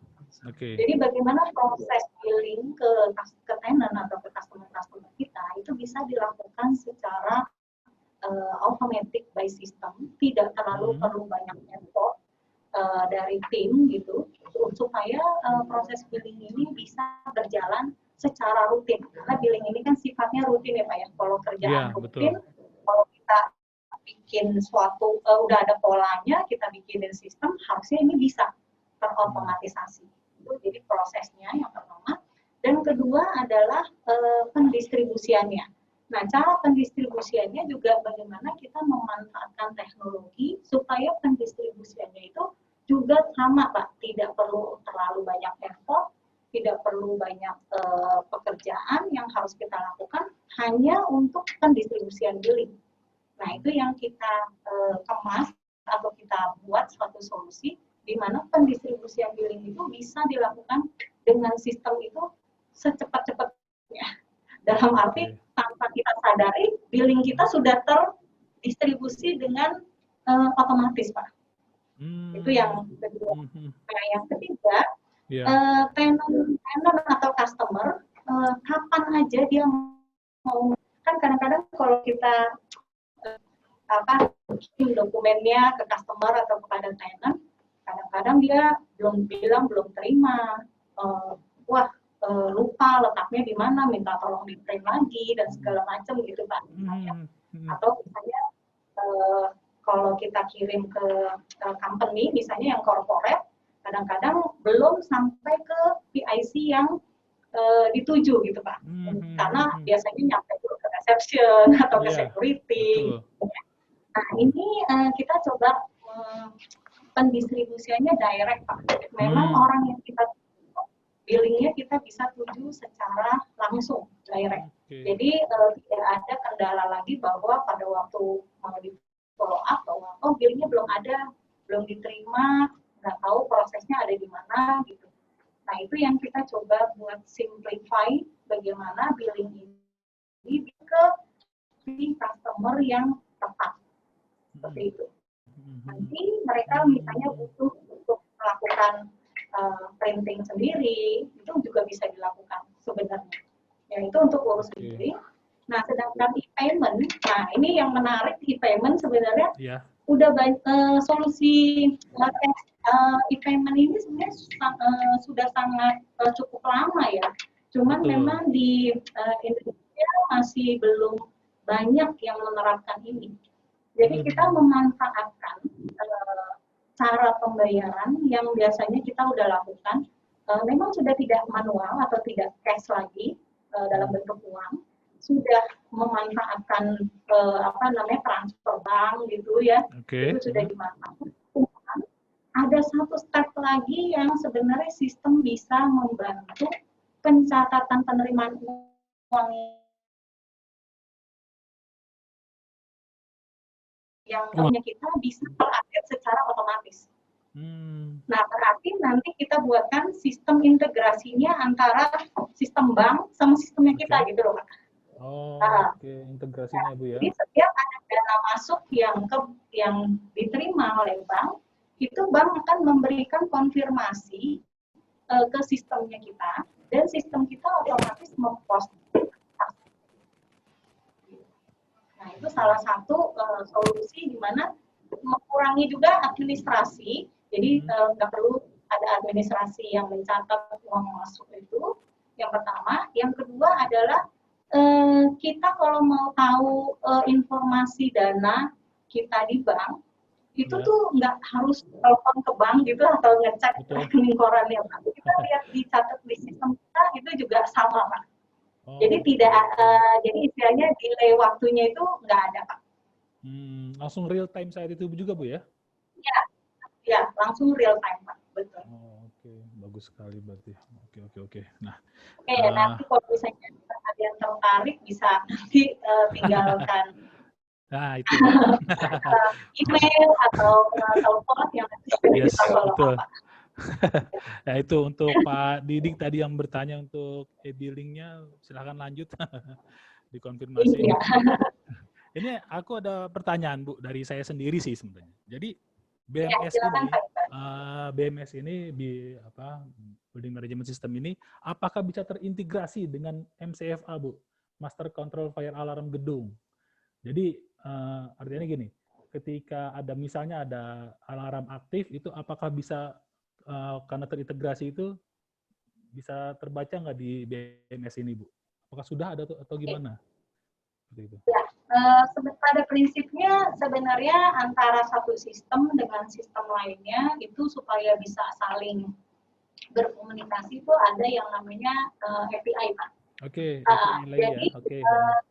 sebenarnya contoh first case ya, mungkin memang sekarang belum ada gedung yang request untuk di fire alarmnya untuk diintegrasikan, tapi yang kita sudah pernah integrasikan kan dengan perangkat lain, jadi misalnya contohnya seperti lift ya. dengan akses gitu kan ya, Oke. dengan akses gitu. Nah terus dengan token listrik gitu. Jadi kalau Oke. untuk properti yang menerapkan meteran untuk listriknya itu menggunakan token, itu kita udah integrasikan juga Pak dengan sistem BMS. Kalau si customer atau si tenant ingin mengisi tokennya, itu dia akan langsung melakukan pengecekan apakah si customer tersebut atau si tenant tersebut punya tunggakan atau tidak. Nah itu juga bisa diintegrasikan seperti itu. Oke, berarti pada dasarnya sebenarnya bisa Ibu ya, untuk diintegrasi dengan sistem yang ada di gedung ya. Betul sekali Pak. Waduh, building management jadi lebih santai sekarang kerjanya kalau seperti ini Bu. Bukan lebih santai Pak. Karena semua bisa dimonitoring dari rumah kalau seperti itu kan. Idenya sebenarnya bahkan banyak yang tadi mungkin dari pemaparan solusi-solusi yang tadi dipaparkan oleh Pak Itang, itu banyak sekali yang ide-ide yang dimana building atau pengelola gedung itu bisa punya potensi mendapatkan ada revenue Pak. Oh, oke. Itu yang menarik. Ya. Oke, mendapatkan revenue ya. Iya. Oke.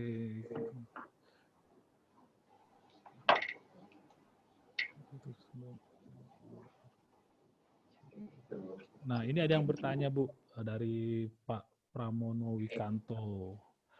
Sistem ini bisa diterapkan untuk KPI karyawan tidak? Sistem BMS ya. Untuk jadi gini Pak, untuk jadi gini, di BMS sendiri sebenarnya cakupan modul untuk karya itu kita bisa spread secara sistem. Jadi kami punya aplikasi yang kami sebut namanya Siap Prospek Pak. Okay. Jadi ada Bima Sakti, ada Siap Prospek. Jadi kalau misalnya mereka tuh mau menerapkan yang untuk pengelolaan gedungnya aja itu bisa. Tapi kita juga punya sistem untuk human resource manajemennya. Nah di dalam human resource management tentu saja solusinya termasuk yang tadi ya Pak ya, untuk penilaian KPI daripada karyawan. Tentu saja di situ ada database karyawan, performance-nya dan segala macam sehingga memungkinkan untuk penilaian terhadap masing-masing karyawan. Jadi, secara sistem kami bisa spread menjadi dua solusi untuk lebih detail. Sudah bagus semua ya. Oke. Oke, naik. Ini ada pertanyaan nih dari Pak Supriyadi. Jika meter utility in-house belum terdapat Modbus atau untuk integrasi, apakah kita harus mengganti perangkat tersebut?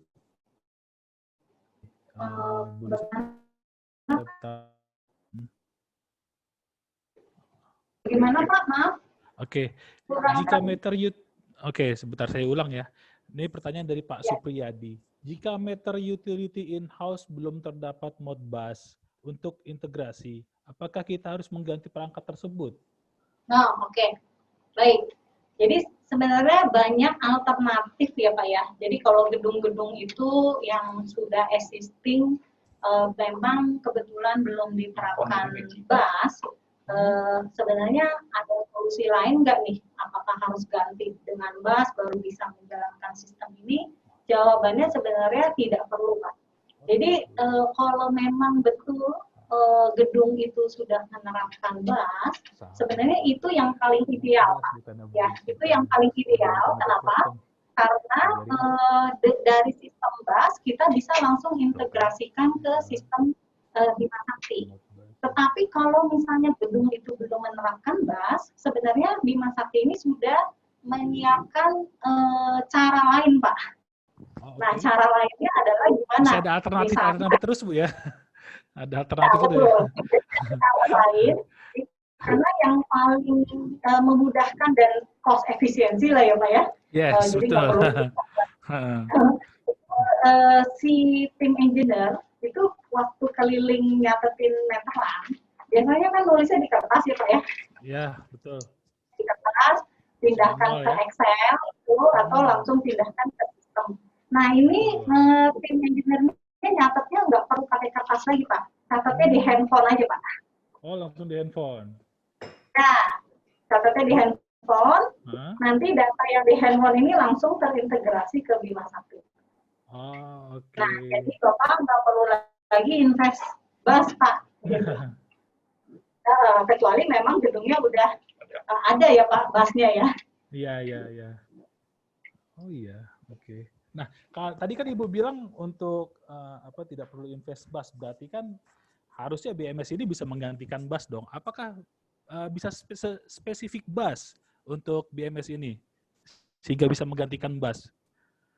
Karena kan kalau di bus itu kan di building automatic system itu kan terdeteksi ya, misalnya ada genset on atau exhaust on, terus bisa on off exhaust atau pompa juga bisa dari bus. Nah, apakah BMS juga bisa seperti itu? Oh, oke. Sebenarnya mungkin saya klarifikasi, BMS ini atau Bima Sakti ini adalah sistem untuk administrasi pengelolaan gedung, Pak. Jadi bukan untuk memonitoring perangkat-perangkat yang ada di gedung, bukan. Itu ada sistem lain. Iya, oke.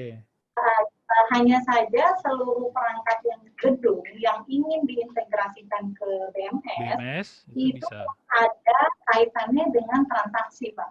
Jadi kayak misalnya tadi meter utility. Nah, meter utility-nya kita mau rekam gitu kan, kita mau rekam untuk penggunaan pemakaiannya, nah, kita bisa integrasikan. Tapi kalau misalnya tadi ya suhu ruangan, AC-nya nih bisa dimonitor atau kontrol dari sistem, nah itu ada sistem yang lain lagi Pak. Oke, berarti terintegrasinya lebih ke tadi untuk apa?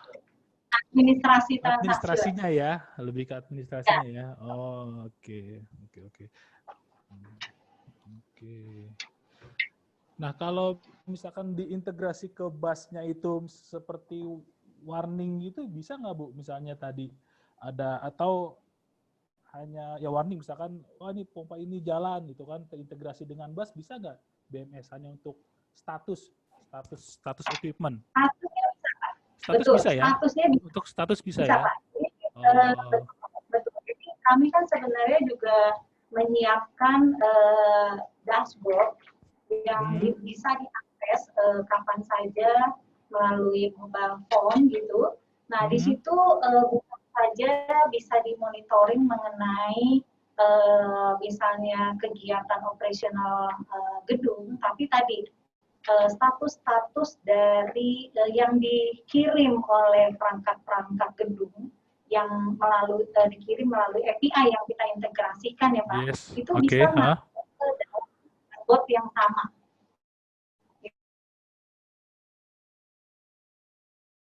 Kita bisa melakukan monitoring secara keseluruhan. Ya, itu sangat penting. Oke. Paham.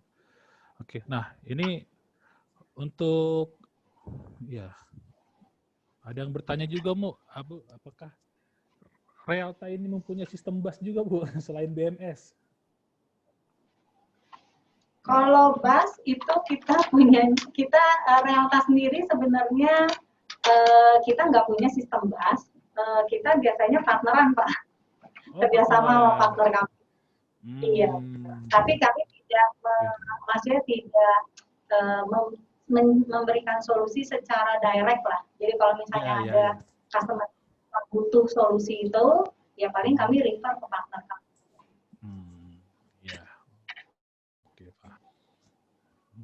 Baiklah, oke.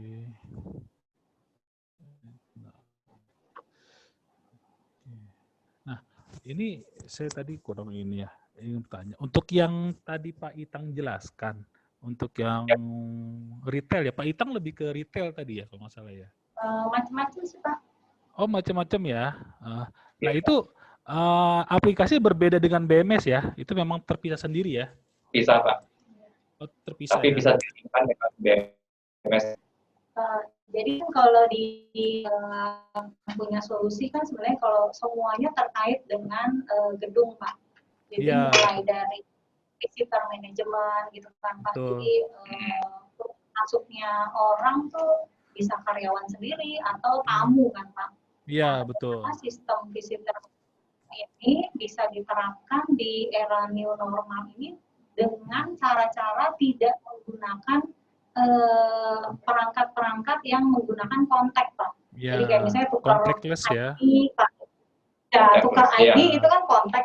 Betul, nah, betul. Itu kan penyebaran gitu. Nah, ini sistem visitor manajemennya ini sudah contactless Pak. Jadi nggak perlu tukar-tukaran ID, tapi kita bisa merekam seluruh data dari visitor gedung kita.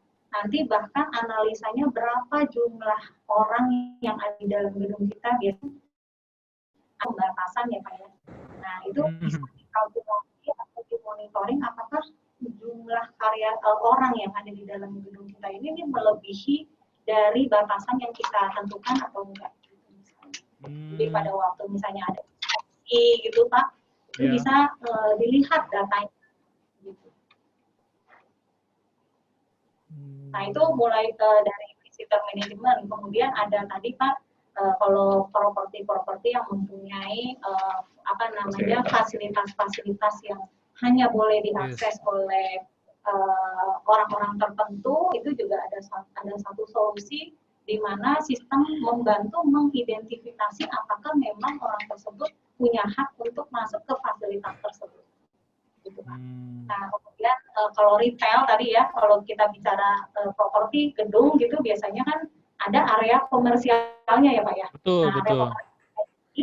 Yang Bapak dan Ibu tuh bisa, yang tadi saya bilang, bisa berkolaborasi dengan kami supaya tenan-tenan yang ada di area komersial bisa Bapak dan Ibu berikan solusi menjadi satu kesatuan gitu Pak. Jadi contoh yang paling gampang gini Pak, target marketnya tenan-tenan komersial area itu adalah pastinya yang terdekat adalah orang-orang yang ada di gedung ya Pak ya, pastinya ya. Iya, betul, betul. Nah kemudian baru orang-orang yang dari luar gedung.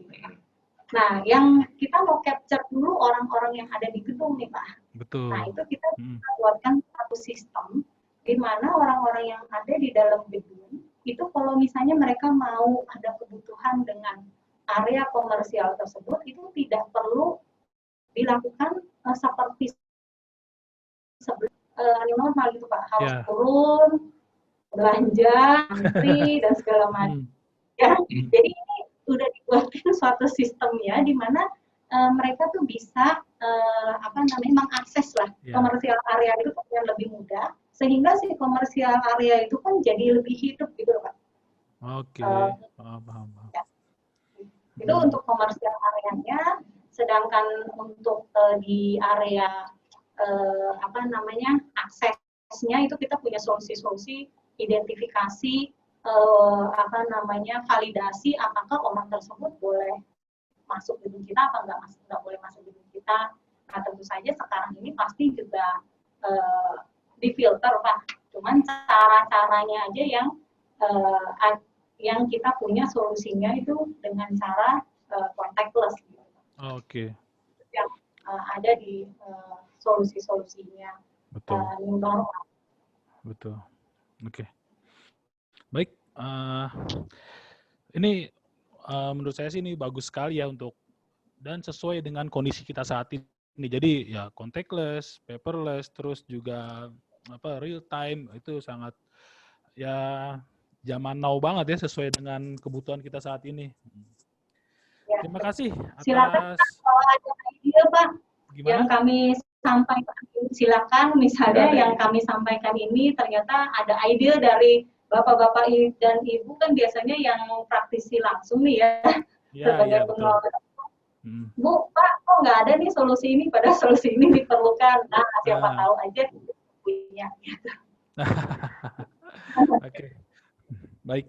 Mungkin bisa dilanjutkan nanti jika ada yang kurang puas dalam bertanya bisa dilanjutkan untuk kontak langsung ke PT Rialtanya ya, Pak Itang. Ya, baik Pak. Ya, atau juga ke Silakan. humasnya IPMA juga, ke Pak Danang, ke ini biar lebih lengkap juga. Baik, terima kasih kepada Bapak Haryanto Itang dan Ibu Lisa atas materinya yang sangat Sama-sama. menarik sekali. Terima kasih Pak Iqbal atas kasih. waktunya dan juga Bapak Ibu dan yang lain yang sudah meluangkan.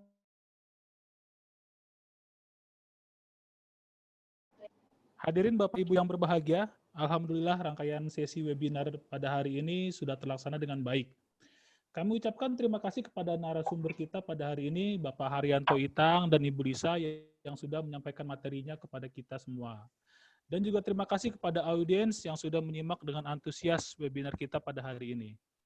Jangan lupa jika ada yang masih ingin bertanya, silakan tanya ke admin ITMA ataupun bisa langsung ke webnya. Akhirnya saya Muhammad Iqbal Fahmi pamit undur diri. Terima kasih atas perhatian Anda. Assalamualaikum warahmatullahi wabarakatuh. Waalaikumsalam. Terima kasih, selamat siang.